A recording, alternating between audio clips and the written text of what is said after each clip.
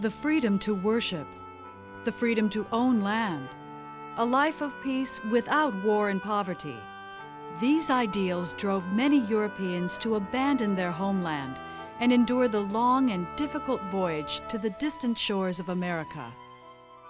Germans came when the United States was first being settled. They were one of the earliest groups, and they were a significant part of the immigrant flow to the United States right up into the 1900s. And many of them came when immigration was relatively open in the United States. You didn't have to have a family member or a particular work skill. All you had to have was enough money to get on a boat and the willingness and determination to try your future in a strange land. The first Germans in America arrived at Jamestown, Virginia in 1608, where they produced glass, pitch tar, and soap. Germans also came in large numbers to New Amsterdam, now known as New York City. Germans were scattered throughout the colonies, but it was not until 1683 that the first all-German settlement was established. In 1681, the determined young governor of the newly formed state of Pennsylvania sent a call across the Atlantic Ocean, beckoning Germans to join him in America. William Penn painted an inviting picture of a promising new country with fertile land as far as the eye could see and an overabundance of game, fish, and fowl. Francis Daniel Pastorius, a German lawyer, immediately purchased 15,000 acres of land from Penn, sight unseen. 13 families from Krefeld, a quaint German town on the border of Holland, made the difficult decision to uproot their families to join Pastorius in Pennsylvania. Husbands and wives hurriedly gathered what few belongings they could and readied their children for the long journey to an unfamiliar land. The Krefelders embarked on a voyage which thousands of other Germans would follow, down the Rhine River to Rotterdam, across the English Channel to London, and over the Atlantic Ocean. Their passage was a long but safe one, and their ship, the Concord, docked in Philadelphia, Pennsylvania on October 6, 1683. The town in which they settled was named Germantown. The immigrants who came to Germantown had a variety of skills. They were weavers primarily, but there were also carpenters, there were clockmakers, there were bakers, there were butchers, so that Germantown was a self-sufficient little town in itself. They didn't have to go outside. They didn't have to go to the city of Philadelphia. They had enough artisans in their own community who could satisfy their daily needs. And in that way, they were a close-knit community. Germantown was surrounded by miles of lush farmland, which German men and women cultivated. The farmers took their crops to market in covered wagons, manufactured by the town's craftspeople. Germans actually, right from the beginning, contributed in all areas. Very successful farmers, they were very successful carpenters and artisans, small businessmen and merchants, and really operated in the cities and in the towns and in the agricultural communities quite successfully. 100 years after the Krefelders stepped onto American soil, the second major wave of German immigrants came to America. These shiploads of people who left Germany were not as lucky as earlier immigrants. On their passage, they faced overcrowded conditions, the threat of disease and pirate attacks. They did not have enough room on the ships. You didn't have a place to sleep. Secondly, they didn't have enough food. Third, the water was not necessarily pure, and they had no physicians or medicines. And as a result, if a disease broke out on the ship, the passengers just could not be saved. Back in Germany, people heard horror stories of the difficult and sometimes fatal voyage to America. Yet hundreds of thousands continued to make the crossing. Almost 3/4 of these immigrants ended up in New York, New Jersey, or Pennsylvania. Others, attracted by the bountiful, sweeping lands of the American South, settled in Maryland, Virginia, the Carolinas, and Georgia. Landowners and colonizers across the nation actively recruited people to live and work on their land, and Germans began to settle throughout the country. The Revolutionary War erupted in 1776 as British and American soldiers battled for American soil. For the first time since their arrival, many German immigrants saw themselves not as Germans living in America, but simply as Americans. Even those who did not fight helped the cause by providing grain, supplies, and weapons. The rifles carried by American soldiers were often made by Pennsylvania German gunsmiths. Several German-American regiments from Pennsylvania, Maryland, Virginia, and New York fought in the Revolution. Baron Friedrich von Steuben played an important role in training U.S. forces at that time.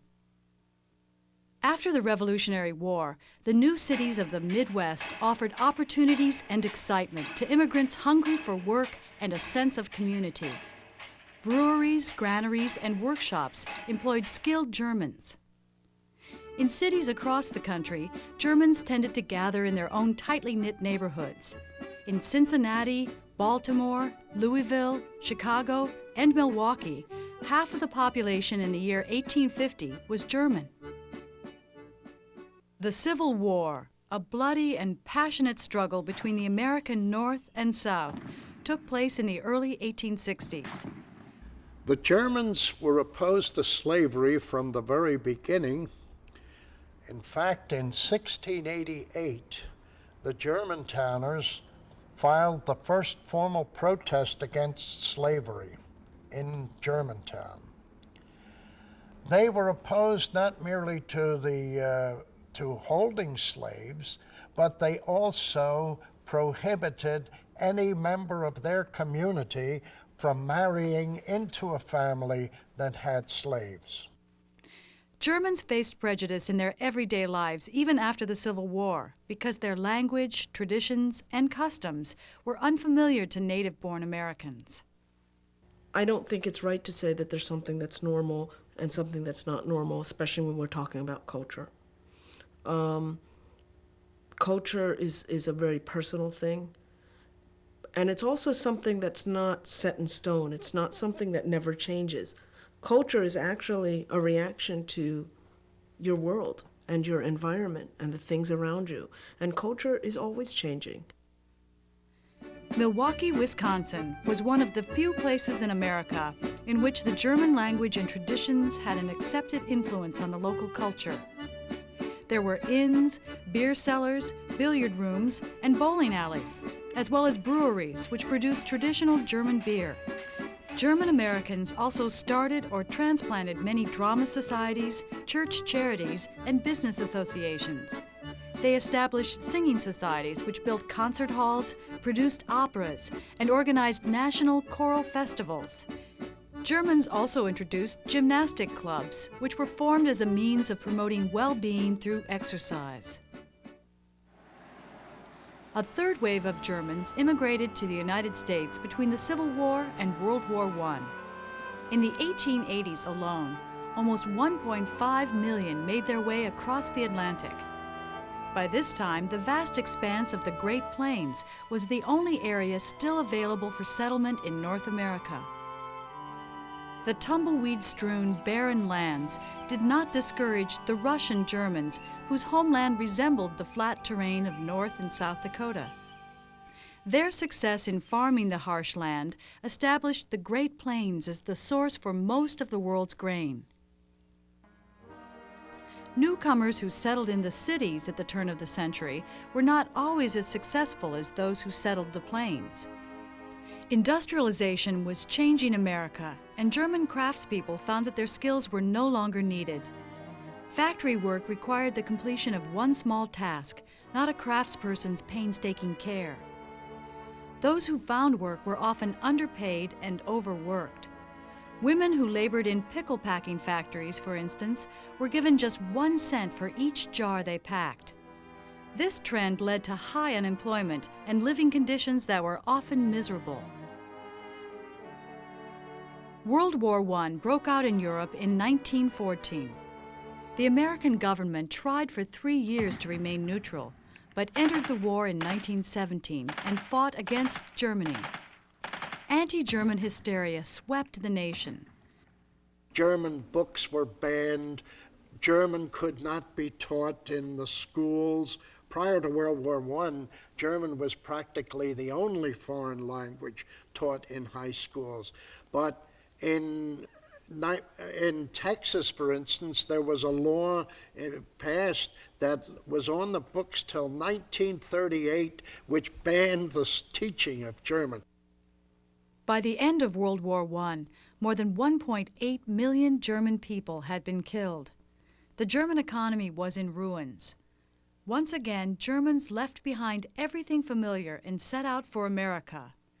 Between 1919 and 1930, 430,000 refugees of the war arrived in the United States. In the 1930s, a forceful and dangerous leader rose to power in Germany. His name was Adolf Hitler. A vast number of people, mostly Jews, left the country due to Hitler's persecution of their population. Between 1933 and 1945, 130,000 Germans escaped Adolf Hitler's control. Crazed with power, he had aligned his country with Italy in an effort to take over many smaller European countries. The United States entered World War II on December 7, 1941, and fought against Germany just as they had in the First World War. Although German Americans were not subjected to an anti-German hysteria as in the First World War, they did become the victims of ethnic bigotry and harassment, and some were put in internment camps along with Japanese Americans. German immigrants in the years surrounding World War II did not come to the United States for economic reasons. They came to escape unfair treatment from their governments. Prominent men and women came to the United States during World War II, and their achievements top a long list of German contributions in almost every aspect of American life. I think that today, while I think most Germans have been accepted, again, we have a situation where things are more by race in this country now than they are by ethnicity. And so German Americans have been accepted as much as all, as part of white mainstream America.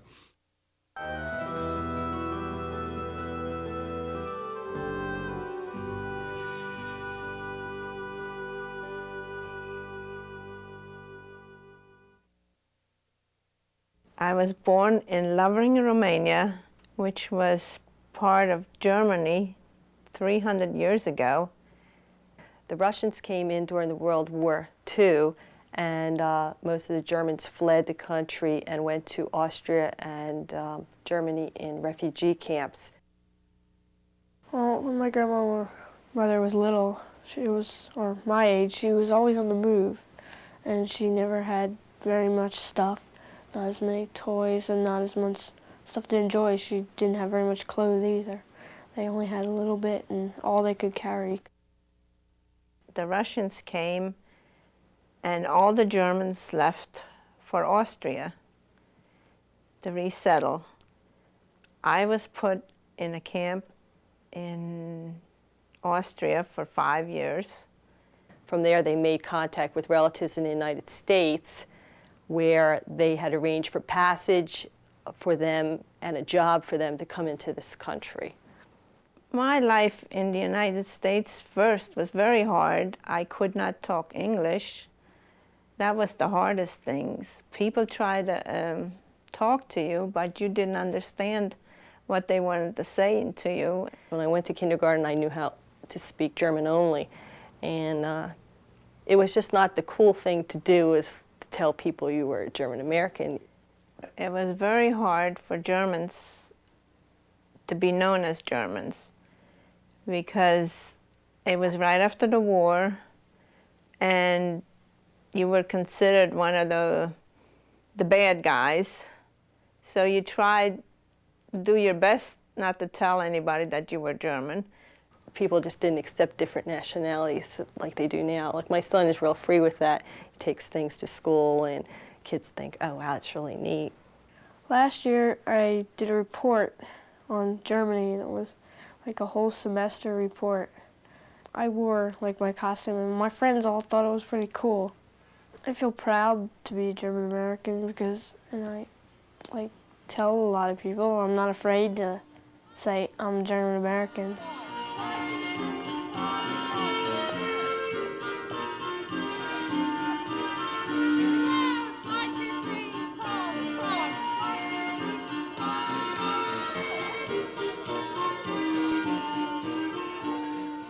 Well, Eric was only 6 years old when he started to dance. So he really kind of just went because his mother told him, and that was what we did. When I was little, I went there and we danced for fun. We just ran around and had fun. Now, as we get older and I'm working into the bigger group, I have to watch my steps. I have to be more serious about everything. So I'm probably one of the oldest there, and it makes me more like a leader.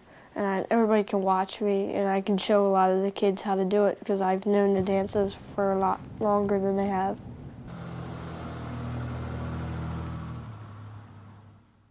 Well, I've been going to the German club since I was about 10 years old.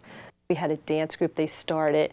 We did the ethnic dances, and we did regular popular era dances of the time. And we decided to promote the German culture and have our children dance also. When I joined the German clubs, when we came over, I was part of the dance group, and through the dance group I met my husband. He was one of the dancers. We switched dance partners quite often, and eventually Michael became my dance partner, and we went out together, and eventually we got married. It was very important for Germans to join the club because that was the only way they could socialize with each other. And since none of us talked any English, that was the main reasons we joined. And I became involved when my kids were in the group, as Eric is now, and I sewed all their costumes, and I helped out with all the things. I learned to sew in Europe. When you were a girl, you learned to sew already at an early age. Everybody did that. You had to learn to sew your own clothes and all that. In Germany, they have different types of costumes in all the different regions. The girls wear a thing called a dirndl, which is the little folk dress with the apron, and the boys wear a lederhosen, which is the leather pants. Back up a little bit so we don't bump you. That's good, just a little. We do down, up, together, cross right, cross left. Make sure you get those hands on your hips.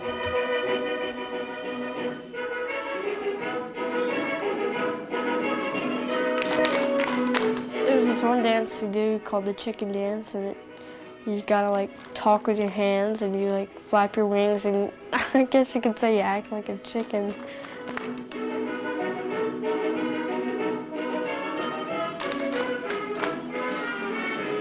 I feel proud that he's like continuing the heritage. It's just the thing that I guess has been handed down, and you're just proud you're a German, and you want to have them continue knowing what it is that people in your family have done in the past. I think my mom's very proud because she showed me how to dance, and now I'm showing other people what my mom showed me.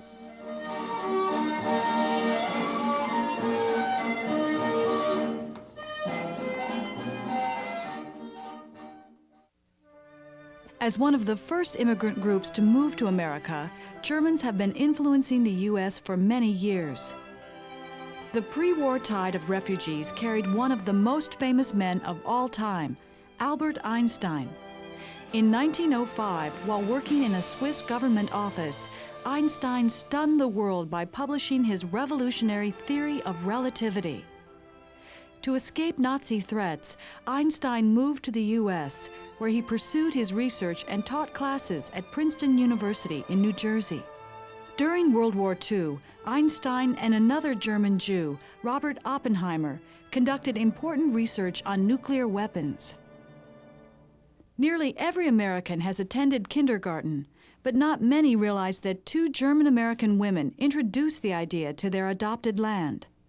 Caroline Louisa Frankenberg started a Columbus, Ohio kindergarten in 1838, but it failed. By the time she tried again 20 years later, Margareta Meyer Schurz had been running her own Wisconsin kindergarten for 3 years. Another important group of German Americans were the Roeblings. After moving to the U.S. in 1831, John Augustus Roebling designed a new kind of cable, and in 1845 started building long suspension bridges. Roebling died in an accident during construction of his masterpiece, New York's Brooklyn Bridge. Some of America's biggest stars have also been German Americans, though their names disguise the fact. Actors Clark Gable and Doris Day share German ancestry. After losing the Second World War, Germany was occupied by 4 of its former opponents: Britain, France, the Soviet Union, and the United States. After a few years, the British, French, and Americans allowed their regions to merge back into one country. But the Soviet part became the separate nation of East Germany. West Germany grew into one of the richest nations on earth, an industrial giant with a powerful middle class. In the late 1980s, a tide of liberalization swept across the Soviet Union and Eastern Europe. In a dramatic act of unity, the wall splitting the German cities of East and West Berlin was torn to the ground by people on both sides, and Germany became a whole nation again. The 58 million German Americans make up more than 23% of the U.S. population. As one of the earliest immigrant groups, they've almost completely blended with the mainstream. The entire history of the United States is a repetition of one group after another arriving, reaching a certain level of comfort, and then turning around and trying to keep the next group out. There was a strong period of anti-German sentiment in the 1850s when the nativist movement was very strong in America because they spoke a different language, and then they competed for jobs that the Native Americans held. Prejudice stems from the existing group's fear that they will lose something to the new group that's coming in, most of whom are exploited and are willing to work for lower wages, to work longer hours, and this threatens the people who have just barely clawed themselves up from the bottom. Germany has become a country, instead of sending immigrants out, is a country now that's receiving lots of immigrants, and it's a big controversy in Germany. Many people in Germany think they're accepting too many, and there's been violence directed at immigrants. So it's an interesting turnabout. Some of us came 200 or 300 years ago by boat from Europe, and we've been here since, living in our cities. And some of us came 200, 100 years ago enslaved in chains, and we've been here ever since. And some of us have come by plane or by foot looking for refuge and looking for better opportunities. But eventually our ancestors and our immigrant refugees our immigrant refugees were given opportunities. And the same opportunities that were given to our ancestors, we should give to those who are following in their steps, the newcomers who are coming today. The face of America is changing every day. And we have to begin to realize that we're moving toward a world where there are no walls, where these countries that have defined themselves are going to start not being so isolated anymore, that we all need each other to survive, that we all depend on each other.